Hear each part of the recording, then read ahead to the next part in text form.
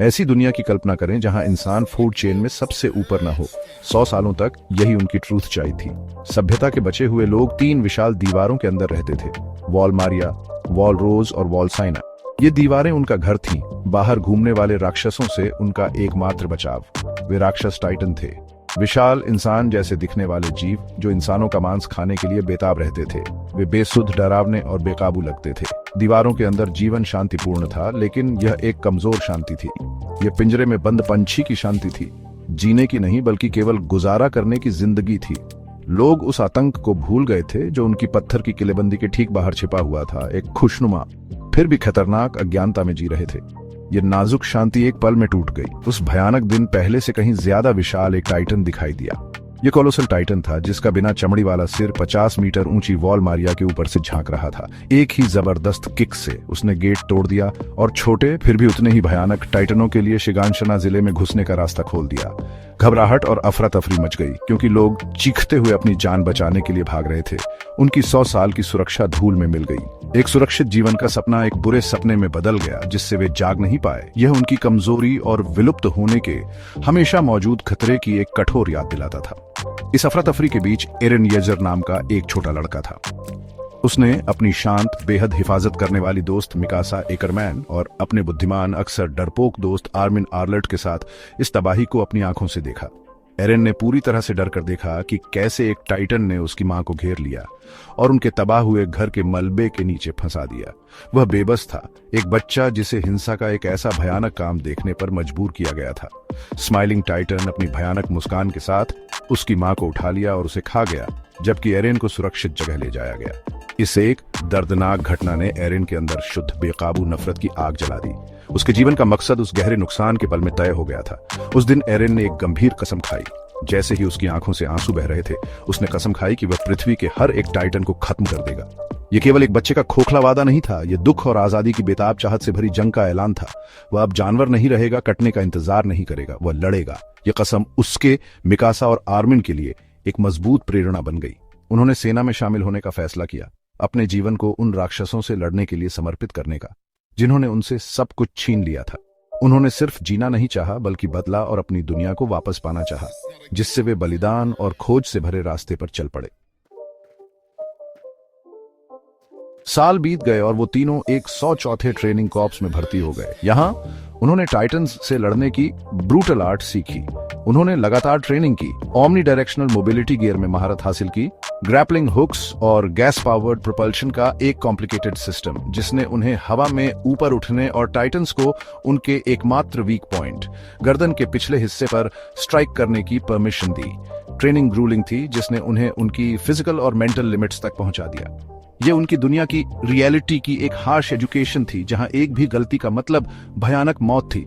Sacrifice की themes हर drill में बुनी हुई थीं, क्योंकि उन्हें सिखाया गया था कि उनका जीवन ह्यूमैनिटी के कंटिन्यूड एग्जिस्टेंस के लिए कीमत हो सकता है। एरन अपनी जलती हुई नफरत से ड्रिवन अपने डिटर्मिनेशन में एक्सेल हुआ, हालांकि उसे पहले इक्विपमेंट के साथ स्ट्रगल करना पड़ा। मिकासा एक नेचुरल प्रोडिजी, एक फ्लॉलेस सोल्जर थी। उसके स्किल्स उसके किसी भी साथी से अनमैच्ड थे। आर्मिन फिजिकली सबसे मजबूत न होते हुए भी एक ब्रिलियंट स्ट्रेटेजिक माइंड रखता था जो इनवैल्यूएबल साबित हुआ। उन्होंने अपने साथी कैडेट्स के साथ कैमराडरी के बॉन्ड्स बनाए, एक बहुत ही डार्क वर्ल्ड में एक छोटी सी रोशनी। वे सभी वॉल मारिया ट्रेजेडी के सर्वाइवर्स थे, एक कॉमन ट्रॉमा और एक कॉमन गोल से यूनाइटेड। वे ह्यूमैनिटी के बेस्ट और ब्राइटेस्ट थे। उनके सामने खड़ी ओवरवेलमिंग ऑड्स के खिलाफ उनकी आखिरी उम्मीद। उनका ग्रेजुएशन सिर्फ एक सेरेमोनी नहीं थी, यह एक युद्ध में उनका एंट्री था जिसके लिए वे तैयार नहीं थे। जैसे ही वे सोल्जर्स के रूप में अपना करियर शुरू करने वाले थे, फिर से डिजास्टर आ गया। वॉल मारिया के गिरने के 5 साल बाद कोलोसल टाइटन फिर से दिखाई दिया, इस बार ट्रॉस्ट डिस्ट्रिक्ट में। उसने आउटर गेट को वैसे ही ब्रीच कर दिया जैसे उसने पहले किया था, जिससे टेरिफाइड पॉपुलस पर टाइटन्स की एक नई लहर आ गई। एरन और उसके साथियों को अपनी पहली लड़ाई में धकेल दिया गया, एक कैओटिक और horrifying trial by fire. Cadets training से अभी अभी निकले हुए एक मीट ग्राइंडर में फेंक दिए गए। ग्लोरियस कॉम्बैट के आइडियल्स को युद्ध की स्टार्क ब्लडी रियलिटी ने बदल दिया। सोल्जर्स को आसमान से गिरा दिया गया और जिंदा खा लिया गया। उनकी चीखें शहर की सड़कों पर गूंज रही थीं। इस होपलेस बैटल के बीच एरन की स्क्वाड डेसिमेटेड हो गई। आर्मिन को एक टाइटन द्वारा निगलने से बचाने के एक डेस्परेट एक्ट में एरन ने खुद को सैक्रिफाइस कर दिया, अपने दोस्त को सेफ्टी में फेंक दिया और फिर खुद निगल लिया गया। ये शॉकिंग फाइनलिटी का एक पल था। प्रोटैगनिस्ट, वो लड़का जिसने सभी टाइटन्स को मारने की कसम खाई थी, चला गया था। मिकासा खबर सुनकर रैम्पेज पर चली गई। उसका कोल्ड एक्सटीरियर टूट गया और उसका डीप डिस्पेयर सामने आ गया। वह उम्मीद जो उनकी ट्रेनिंग के दौरान इतनी सावधानी से पाली गई थी, एक पल में बुझ गई। ट्रस्ट के लिए लड़ाई हारी हुई लग रही थी और इसके साथ ही ह्यूमैनिटी के लिए उस मॉन्स्टरस टाइड के खिलाफ लड़ने का कोई भी मौका जो उन सभी को निगलने की धमकी दे रहा था। लेकिन फिर कुछ ऐसा हुआ जो नामुमकिन था। उस तबाही से एक नया टाइटन निकला। यह अलग था। यह 15 मीटर का एक टाइटन था, मजबूत और गुस्से से भरा हुआ। लेकिन यह इंसानों पर हमला नहीं कर रहा था। इसके बजाय इसने अपना गुस्सा दूसरे टाइटन्स पर निकाला। उन्हें ऐसी फुर्ती से चीर रहा था जो पहले कभी नहीं देखी गई थी।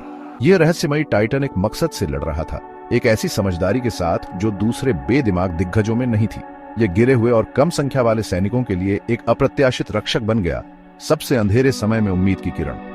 मिकासा और आर्मिन समेत सैनिक इस अजीबोगरीब घटना को बस हैरानी और भ्रम में देख सकते थे, क्योंकि यह अकेला ही युद्ध का रुख बदल रहा था, मानवता के लिए लड़ रहा था।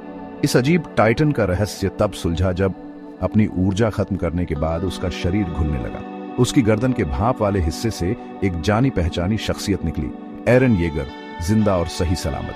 यह खुलासा चौंकाने वाला था। एरन में एक टाइटन में बदलने की क्षमता थी। यह शक्ति पूरी तरह से अज्ञात थी। दुश्मन के बारे में उनकी समझ में एक बड़ा बदलाव। एक इंसान वही चीज कैसे बन सकता है जिससे वे नफरत करते थे? इससे पहचान के बारे में गहरे सवाल उठे। क्या एरन इंसान था या वह एक राक्षस था? उसकी नई शक्ति दोधारी तलवार थी, अपार शक्ति का एक संभावित हथियार, लेकिन गहरे डर और शक का एक स्रोत भी। सेना की प्रतिक्रिया तेज और बंटी हुई थी। कई लोगों ने, जैसे गैरिसन के कैप्टन किट्स वुरमान ने, एरन को एक खतरा समझा, एक राक्षस जिसे तुरंत खत्म करने की जरूरत थी। वे कुछ ऐसा भरोसा नहीं कर सकते थे जिसे वे नहीं समझते थे, और टाइटन्स का डर इतना गहरा था कि उनसे जुड़ी किसी भी चीज को दुश्मन माना जाता था। एरन, मिकासा और आर्मिन खुद को गिरा हुआ पाया। तोपें उन पर तनी हुई थी, उनकी जान खतरे में थी। जिन लोगों को वे बचाना चाहते थे, वे अब उन्हें मारने को तैयार थे। इस पल ने दीवारों के भीतर पनपने वाले गहरे शक और अविश्वास को उजागर किया, जहां डर अक्सर तर्क और रणनीति पर हावी हो जाता था। ये गैरिसन के कमांडर डॉट पिक्सिस और बाद में सर्वे कॉर्प के कमांडर अर्विन स्मिथ थे, जिन्होंने एरन की शक्ति में क्षमता देखी। उन्होंने तर्क दिया कि एरन मानवता का अंतिम हथियार हो सकता है। आर्मिन ने एक साहसी योजना बनाई, एरन के टाइटन रूप का उपयोग करके एक विशाल पत्थर उठाना और ट्रस्ट की दीवार में हुए छेद को बंद करना। यह एक हताश जुआ था, एक ऐसा मिशन जिसने मानवता का भाग्य एक लड़के और उसके राक्षसी रहस्य के कंधों पर डाल दिया था। एरन के अस्तित्व पर बहस उम्मीद बनाम डर पर बहस थी। क्या वे अपनी जानी पहचानी सुरक्षा से चिपके रहेंगे या वे आजादी के मौके के लिए इस खतरनाक अज्ञात शक्ति को अपनाएंगे? ट्रोस्ट गेट को सील करने का मिशन एक क्रूर, महंगा सक्सेस था। एरन ने अपनी नई एबिलिटीज को कंट्रोल करने के लिए बहुत स्ट्रगल किया और फिर उसने उस छेद को बंद कर दिया, जिससे इंसानियत को टाइटन्स के खिलाफ पहली जीत मिली। ये जीत बहुत महंगी पड़ी, क्योंकि उसे बचाने के लिए अनगिनत सोल्जर ने अपनी जान कुर्बान कर दी।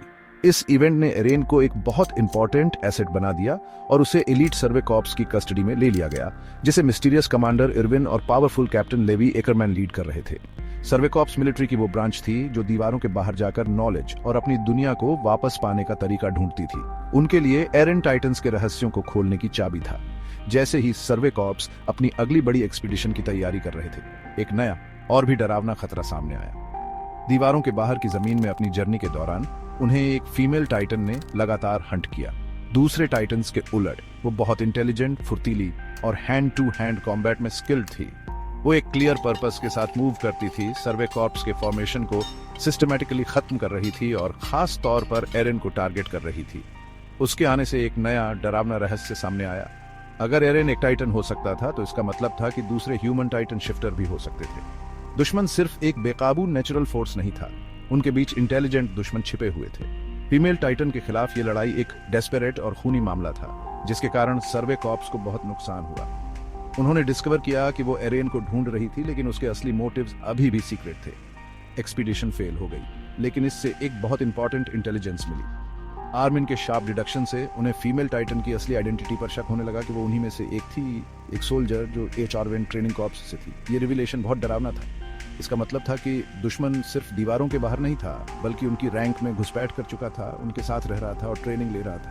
सर्वाइवल की लड़ाई अंदरूनी गद्दारों के खिलाफ भी एक लड़ाई थी। सीजन स्टोहेज डिस्ट्रिक्ट में वॉल सीना के अंदर फीमेल टाइटन को पकड़ने के लिए एक डेस्पेरेट प्लान के साथ खत्म होता है। ये जाल एरन के टाइटन फॉर्म और फीमेल टाइटन के बीच एक जबरदस्त शहर भर की लड़ाई की ओर ले जाता है, जिससे उसकी आइडेंटिटी एनी लियोनहार्ड के रूप में सामने आती है, जो उनके साथी कैडेट्स में से एक थी। हालांकि वे उसे हराने में कामयाब हो जाते हैं, लेकिन एनी खुद को एक अटूट क्रिस्टल में बंद कर लेती है, इससे पहले कि उससे पूछताछ की जा सके, और अपने सीक्रेट्स को अपने साथ ले जाती है। सीजन का फाइनल शॉट एक चौंकाने वाला सच बताता है। जैसे ही लड़ाई के दौरान दीवार का एक टुकड़ा टूटता है, उसके अंदर एक टाइटन का चेहरा दिखाई देता है। इंसानियत को बचाने वाली दीवारें उन्हीं मॉन्स्टर्स से बनी थीं जिनसे वे डरते थे, जिससे ऑडियंस के मन में जवाबों से ज्यादा सवाल रह गए। इस दुनिया का सच क्या है, असली दुश्मन कौन है, और ट्रूथ की आजादी की कीमत क्या है?